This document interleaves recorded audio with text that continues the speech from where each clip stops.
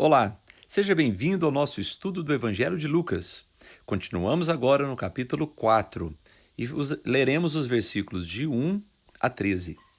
Jesus, cheio do Espírito Santo, voltou do Jordão e foi levado pelo Espírito ao deserto, onde durante 40 dias foi tentado pelo diabo.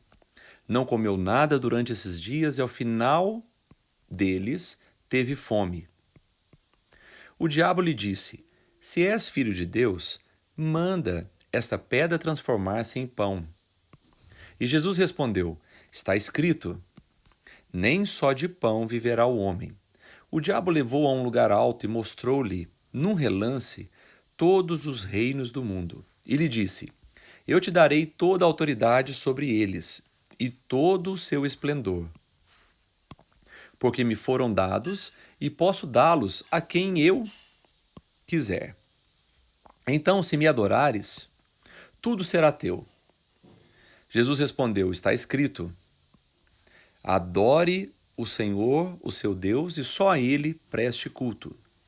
O diabo levou-o a Jerusalém, colocou-o na parte mais alta do templo e lhe disse: Se és filho de Deus, joga-te daqui para baixo, pois está escrito: Ele dará ordens aos seus anjos a seu respeito, para o guardarem. Com as mãos eles o segurarão, para que você não tropece em alguma pedra.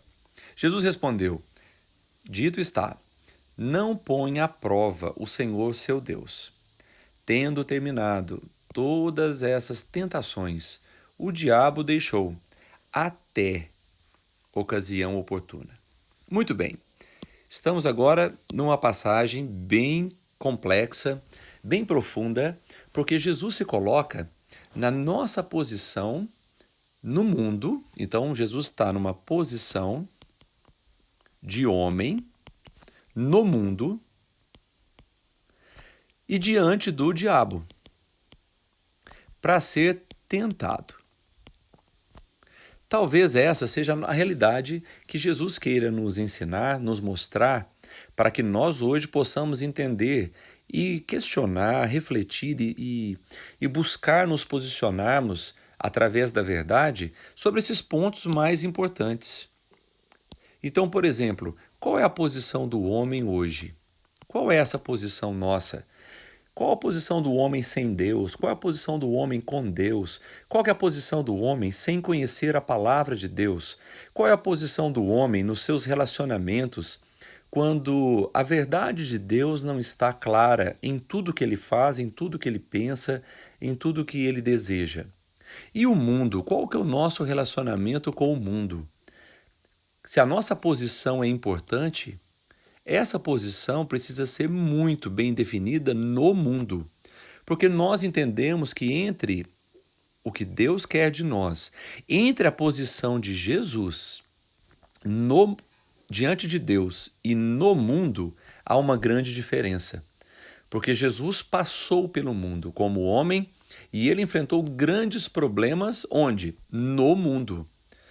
Onde os problemas religiosos estavam, onde a agressão, os ataques a Jesus estavam, onde Jesus teve dificuldade de fazer a vontade de Deus e o plano de Deus se realizarem, né? Quais obstáculos ele encontrou?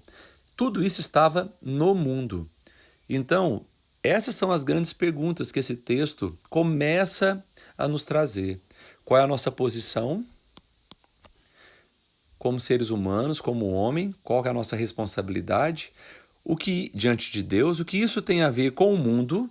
Como nós precisamos trazer tudo que Jesus quer que sejamos, toda a verdade que ele traz para nós e como que isso combina com o mundo, se encaixa no mundo, se é que combina, se é que encaixa, mas como passamos pelo mundo tendo a verdade de Deus. E a prova está no 3. O que o diabo tem a ver com isso? O que o diabo tem a ver com a nossa posição diante de Deus e com o nosso relacionamento com o mundo? Em que ele pode interferir?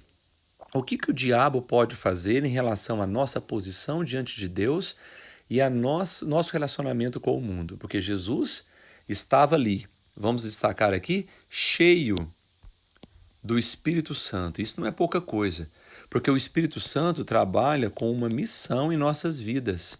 Ele não está em nossas vidas à toa. E a missão do Espírito Santo em nós, primeiro, tem a ver com a nossa posição diante de Deus, posição de homem, né, pecador, pequeno, frágil, limitado pelo nascimento e pela morte, nesse período de vida, de existência no mundo, mas com uma eternidade antes e uma eternidade depois, se é que podemos falar assim, que cerca o homem de um mistério, de uma profundidade maior do que ele mesmo. A missão do Espírito Santo é tratar do nosso relacionamento com o mundo, porque esse relacionamento com o mundo não pode nos fazer perder algo, parte do nosso relacionamento com Deus. Será que não há sempre um confronto entre Deus e o mundo? Será que não há um confronto entre o mundo e Deus? E será que quando entregamos a nossa vida para o Senhor, não é nesse conflito que nós entramos?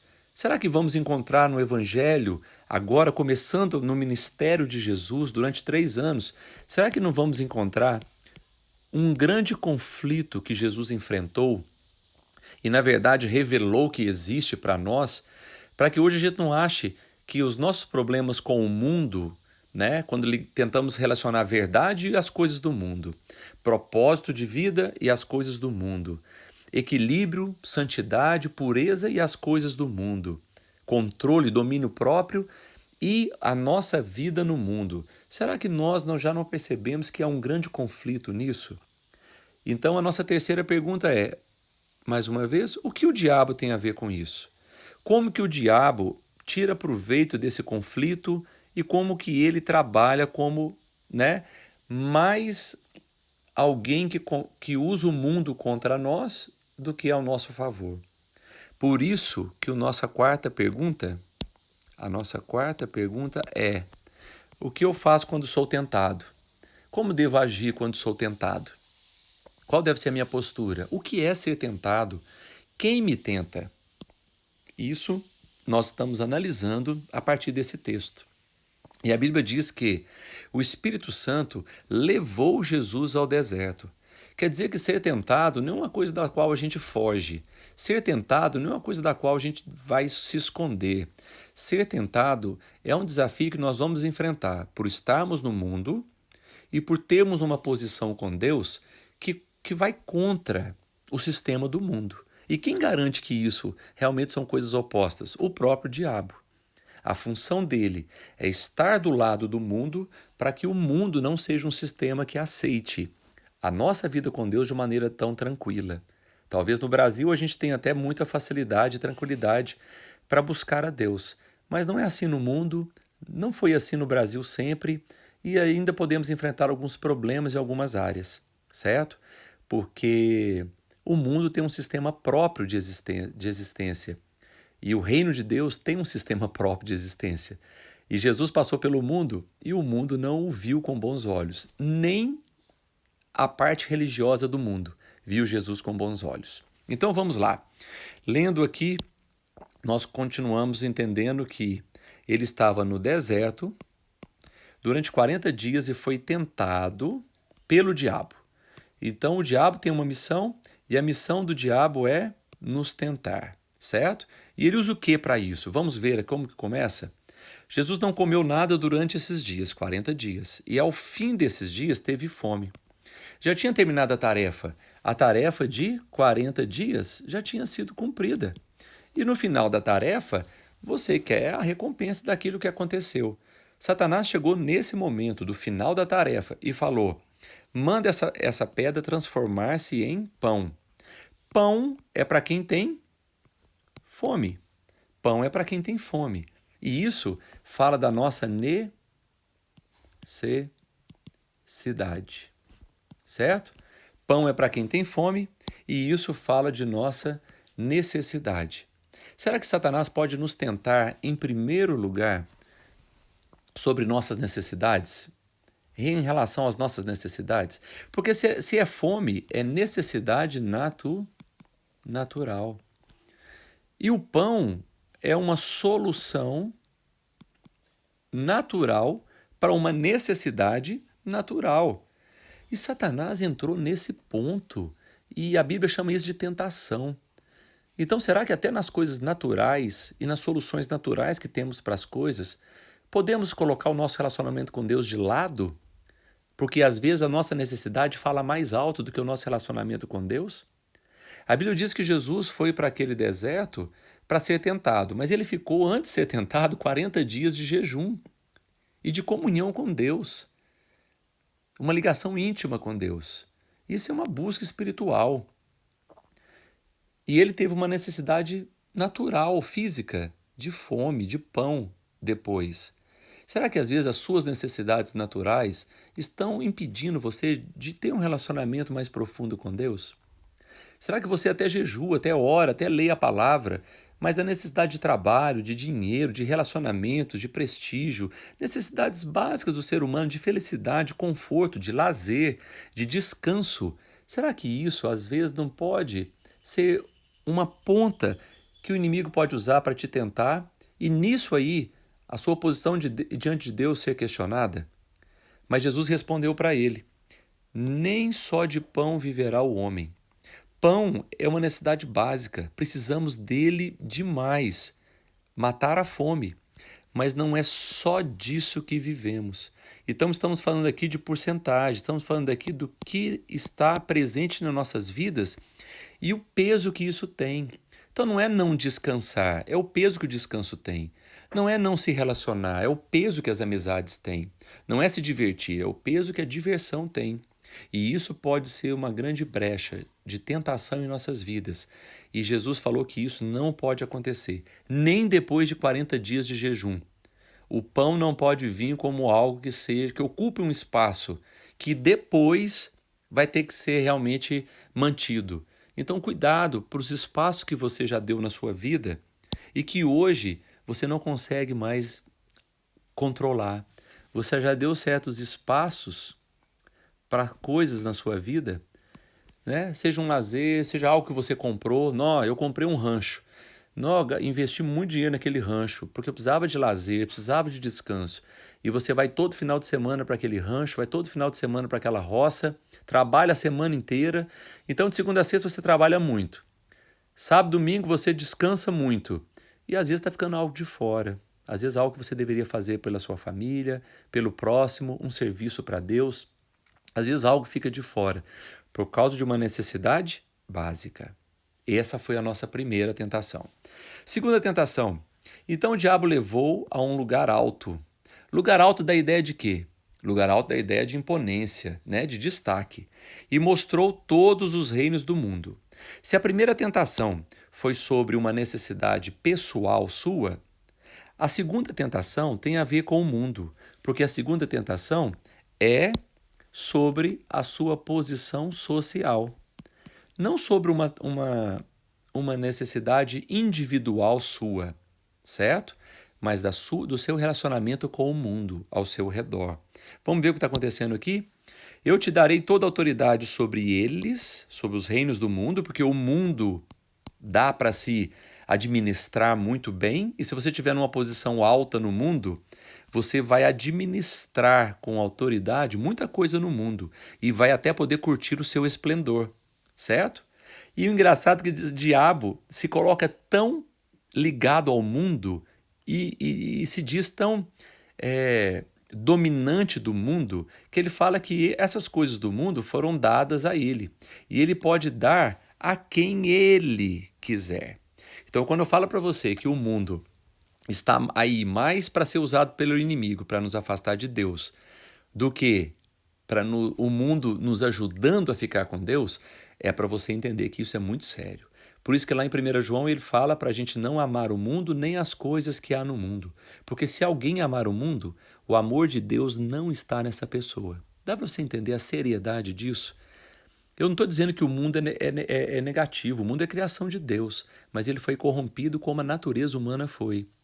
E ser salvo hoje e entrar no Evangelho e acompanhar essas aulas que vamos fazer do estudo do Evangelho, não é continuar no nosso achismo, mas é entender o que a palavra diz que o mundo é e como devemos encarar o mundo.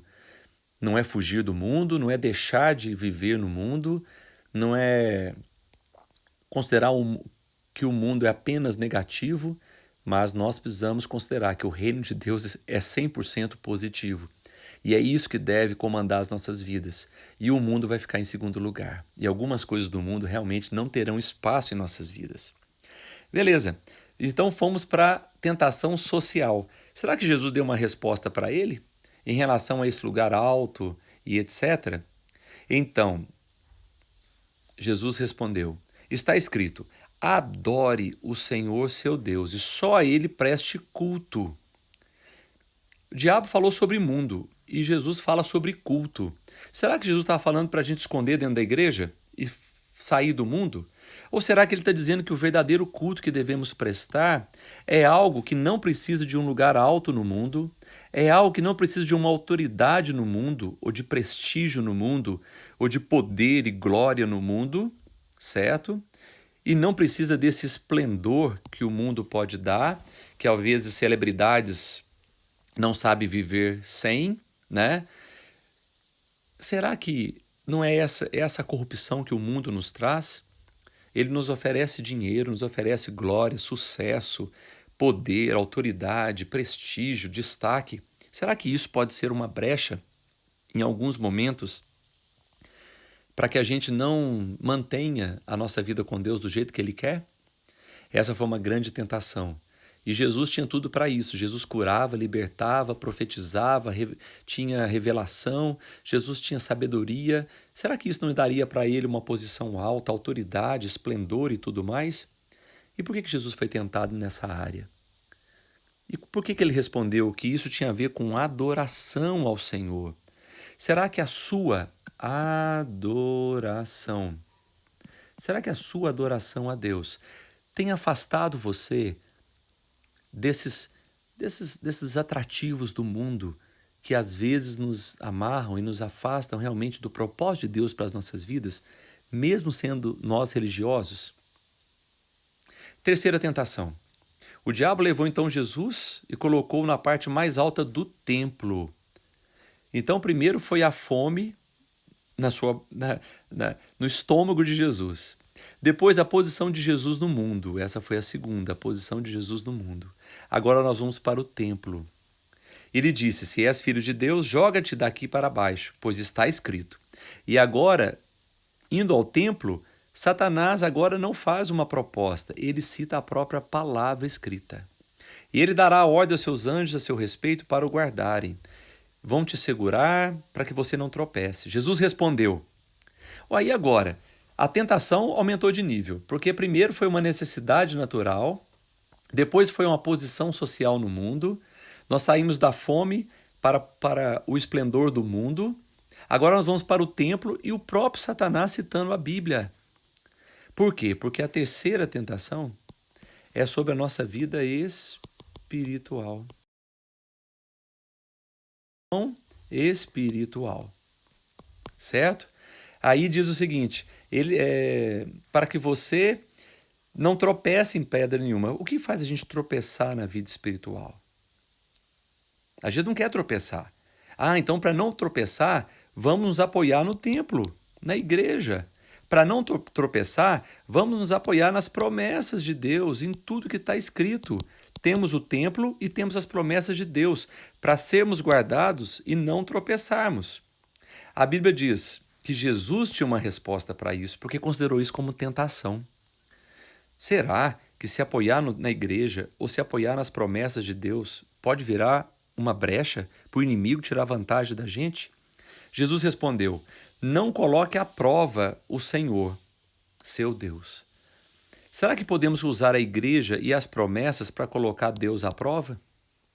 Será que podemos usar a nossa vida religiosa e promessas isoladas da palavra de Deus sem enxergar todo o plano de Deus para as nossas vidas? Será que podemos usar isso para colocar Deus à prova e tentar a Deus, ao invés de nos submetermos a Deus? Essa é uma grande reflexão. Queria que você refletisse bastante sobre isso.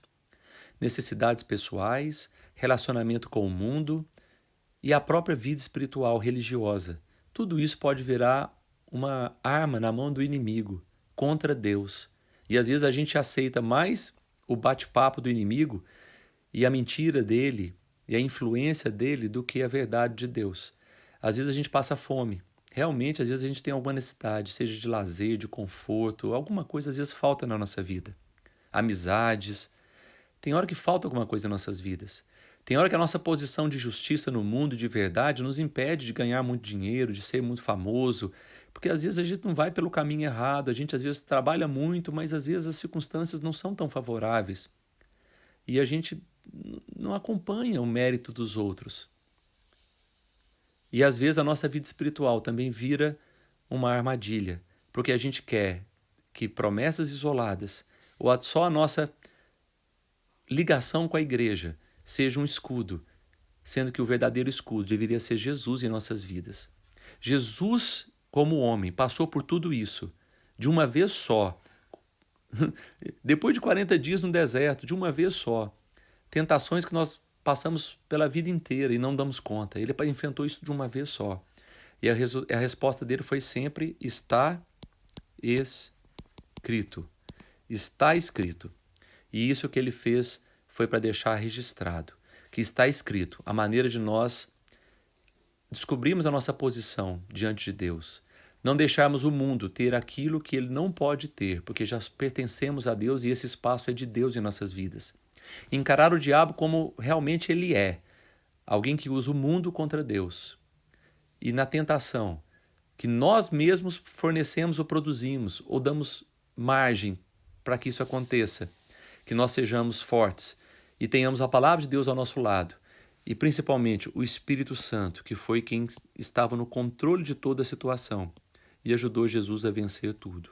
Que o Espírito Santo esteja com você e que a palavra de Deus também seja a sua base e que você não caia na mentira do inimigo, mas seja realmente um vencedor, porque o céu te espera, se assim for. Deus te abençoe. Até a nossa próxima aula, se Deus quiser.